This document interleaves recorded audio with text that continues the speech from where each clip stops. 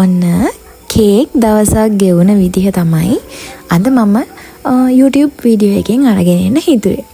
කේකුත් හදන ගමන්, ගෙදර වැඩත් කරන ගමන් කොහොමද මම මගේ අද දවස ගත කරේ කියලා තමයි මම අද මේ වීඩියෝ එකෙන් අරගෙන ආවේ.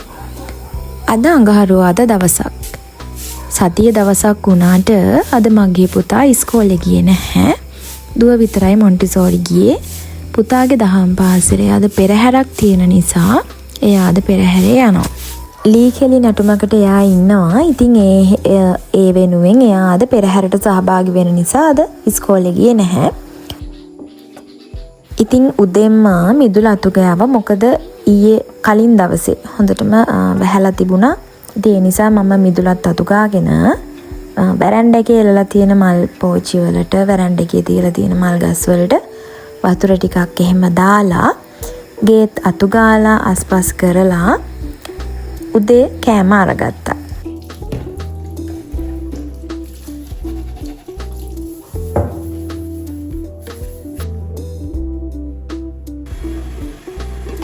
අද දුවට මොන්ටිසෝරි අරගෙන යන්නත් එක්කම මම උදෙන්ම මැකරෝනි හැදුවා. ඉතින් උදේට මම අද කෑවේ මැකරෝනි. කාලා ඉවර වෙලා මම ඉක්මනට දවල්ට උයන්න ගත්තා. මොකද පුතාගේ පෙරහැර බලන්න යන්නත් ඕනේ. කේක් එකක් අයිසිං කරලා දෙන්නත් තියෙනවා. ඒක අරගෙන යන්නත් ඕනේ. ඉතින් වැඩ ගොඩක් තිබ්බ නිසා මම කාලා ඉවර වෙලා ඉක්මනින්ම උයාගත්තා අද. මගේ මහත්තයා ඉන්නේ ඩුබායි වල. එයා වැඩ කරන්නේ එහෙ. ඉතින් ගෙදර වැඩ, බබාලාගේ වැඩ, කේක් වැඩ ඔක්කොම මම තනියෙන් කරගන්නේ. මට ඉතින් ඒ දේවල් වලට උදව් කරන්නේ තාත්තයි මගේ පුතයි.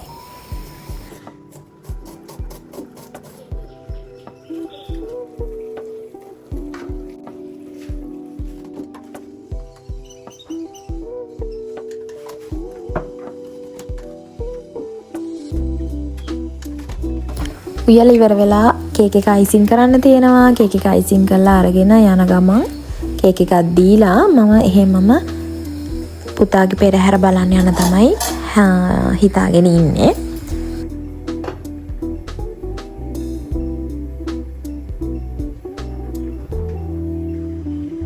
අද මට පුතා ඉන්න නිසා පොඩ්ඩක් ලේසි වුණා. එයාගේ වයස අවුරුදු 12ක්. ඉතින් මට අද එයා පොල් ගාලා දුන්නා. තව ගේ අස් කරන්න උදව් කළා. ඒ වගේ වැඩ චූටි වැඩ එයා ඉතින් මට ගොඩාක් කරලා දෙනවා. අද මම තෙම්පරාදුවක් දාලා තමයි මාළු එකට කිරි දාගන්නේ. ඉතින් එහෙම හැදුවම හරිම රසයි. ඔයාලා හදලා බලන්නකෝ.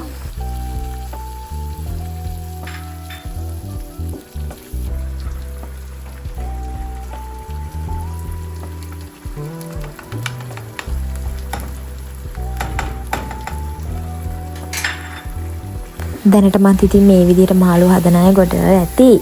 හදලා නැති කෙනෙක් මේ වගේ හදලා බලන්න. ඇත්තටම හරිම සුවඳයි, හරිම රසයි මාළු එක. තෙල් ටික රත් වෙනකොට හොඳට ඒකට මම අඹ, සූදුරු, කුරුඳු පොතු, උළුහල් දාගත්තා. ඊට පස්සේ තලාගත්ත සුදු ලුණු, අමු මිරිස්, රතු ලුණු, තක්කාලි, රම්පේ කරපිංච ඒ ටික දාලා හොඳට ටෙම්පරාදු වුණාම මේ වගේ මිරිස් කුඩු 3-5 කුඩු, කහ කුඩු, ගම්මිරිස් දාගන්න.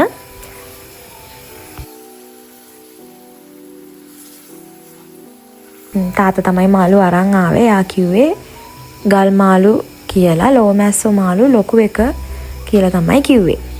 ඉතින් මේ මාළු ගොඩාක් රහයි මේ වගේ කිරට හැදුවාම. ඊට පස්සේ මේ විදිහට මාළු ටික දාලා චුට්ටක් වෙලා වහලා තියලා හොඳට කිරි දාලා නටව ගන්න තමයි තියෙන්නේ. ගොරක දාගන්න අනිවාර්යෙන්. ගොරක ඇටි 2ක් විතර දාගන්න. මොකද මාළු වලට ගොරක අපි දාන්න ඕනේ නේ ඇඹුලට.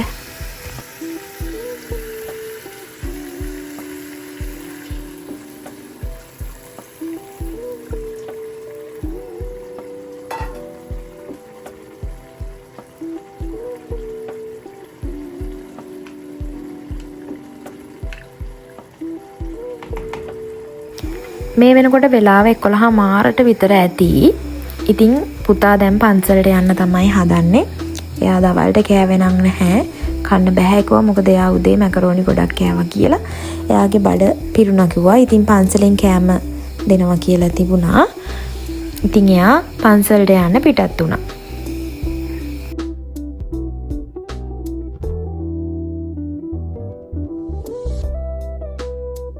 ඉක්මනට උයාගෙන මම ඊට පස්සේ නාගත්තා.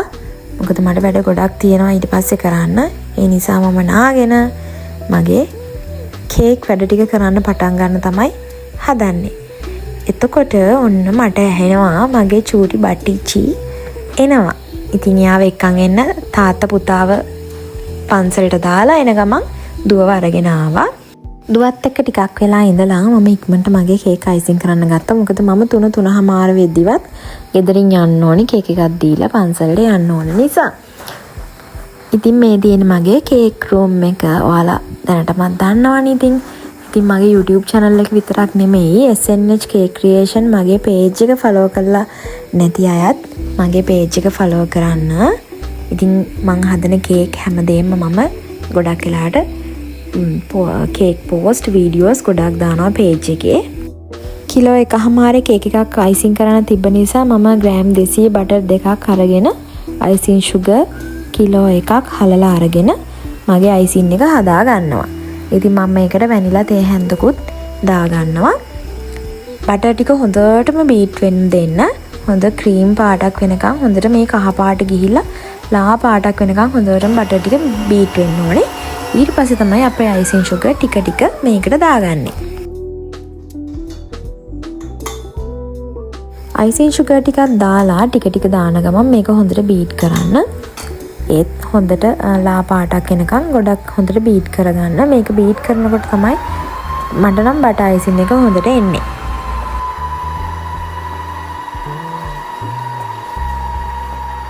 page එකට message කරන සමහර අය මගෙන් අහලා තිබුණා අක්කේ බටර් අයිසිං එක හැදුවට පස්සේ අයිසිං කරනකොට නිකන් එයා බබල්ස් වගේ නිකන් අර පොඩි අර නිකන් අයිසිං එක ක්‍රැක් වෙනවා වගේ වෙනවා. ඇයි එහෙම වෙන්නේ? මොකක්ද ඒකට කරන්න කියලා. ඉතින් මං කියන්නේ හොඳට බීට් කරන්න. බීට් කරලා වුණාට පස්සෙත් මේ වගේ ස්පැචුලා එකකින් මේ වගේ හොඳට අයිසිං ටික හොඳට මික්ස් කරගන්න. හොඳට කාලම් කරන්න. ඊට පස්සේ අයිසිං කරනකොට ගොඩක් වෙලාවට ඒ වගේ අර එන ගැටලු ගොඩාක් අඩු වෙනවා. ඉතින් අයිසිං එක හදලා තියලා මම ඉක්මනට බත් කෑවා. මොකද බඩගිනි වෙලා තිබුණේ මම නාපුත් නිසා. ඉතින් බොහොම අමාරුවෙන් දුවටත් බත් ටිකක් කවන ගමන් මමත් ඉක්මනට බත් ටික කෑවා.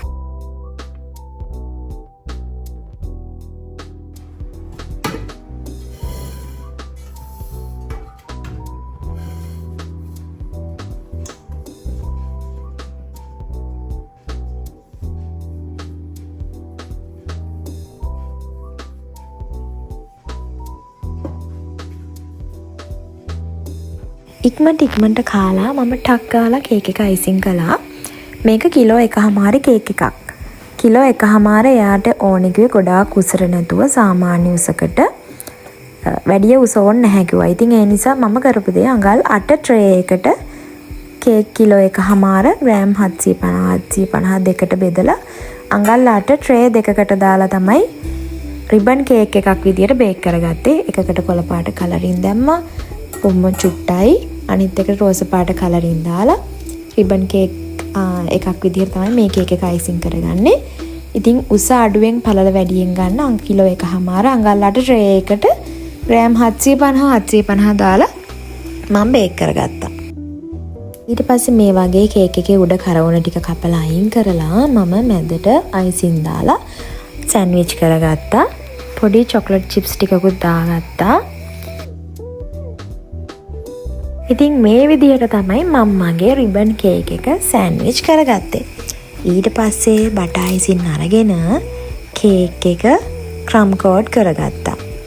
කේක් කුඩු අයිසිං කරනකොට එනවා කියනවට හොඳම විසඳුමක් තමයි කේක් එක ක්‍රම් කෝට් කරලා ඊට පස්සේ අයිසිං කරන එක.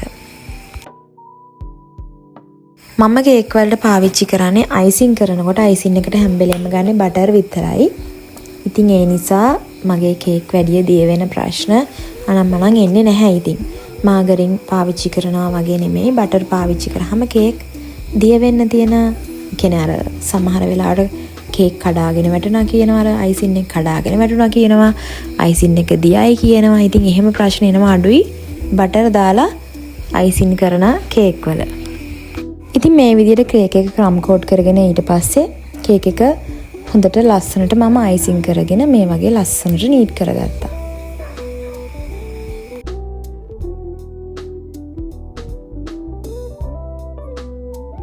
මේ කේක් එකට ෆොන්ඩන්ට් වලින් පොඩි ඩෙකරේෂන්ස් වගේක් තිබුණා කරන්න, රේන්බෝ එකක් එහෙම දාන්න තිබ්බා.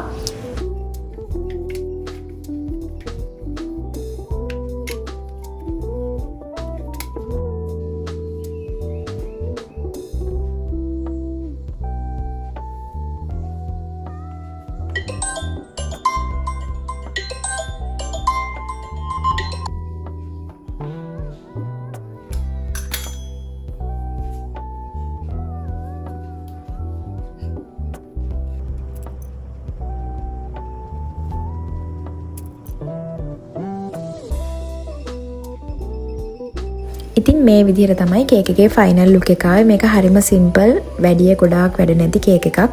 ඉතින් එහෙම කේක් ඇත්තටම හරි ලස්සනයි. කේක් එකේ වැඩත් ඉවර කරගෙන අපි ඉක්මනට ලෑස්ති වුණේ මේ කේක් එක අරගෙන යන්න, ඒ වගේම පෙරහැර බලන්න යන්න.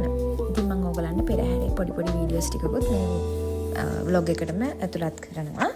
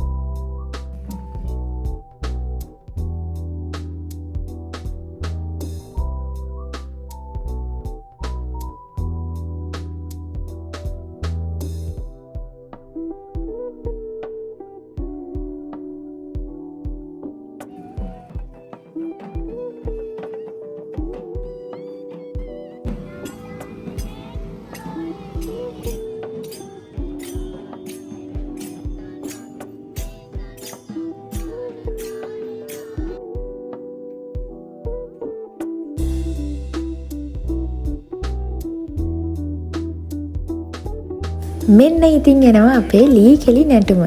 ලී කෙලි නැට්ටුව ටික. මේ ඉන්නේ මගේ පුතා. ඉතින් මේ විදියට පෙරහැර බලලා ඉවර වෙලා අපි පන්සලටත් ගිහිල්ලා ගෙදර යනකොට ටිකක් රෑ වුණා. මේ වෙලාවෙත් වෙලාව මං හිතන විදියට මට මතක විදියට 5:06ට විතර ඇති. මෙහෙම එළිය තිබුණාට 5:06 වගේ වුණා මේ පෙරහැර මේ විදියට එනකොට. ඉතින් ගෙදර ගිහිල්ලා මට ඊට පහවදාට දෙන්න තිබ්බ කේක් තිබුණ හදන්න. කොච්චර අමාරු වුණත් කොච්චර රෑ වුණත් ඒවා මං හදලා තියන්න ඕනේ. මොකද පහවදාට හදලා දෙන්න ටයිම් එක මදි නිසා. ඉතින් ගෙදර ඇවිල්ලා කාලා වොෂ් දාලා මම කේක් ටික බේක් කරන්න oven එකට දානකොට 10 පහ වුණා. ඊට පස්සේ බේක් කරලා ඉවර වෙලා කේක් නිවලා ආයි මම නිදා ගන්නකොට 12 පහ වුණා. ඉතින් මගේ මේ වීඩියෝ එක බලපු හැමෝටම ගොඩක් ස්තුතියි. තව මේ වගේ වීඩියෝස් ගේන්න මම හිතාගෙන ඉන්නවා. ඉතින් මාත් එක්කම රැඳිලා ඉන්න.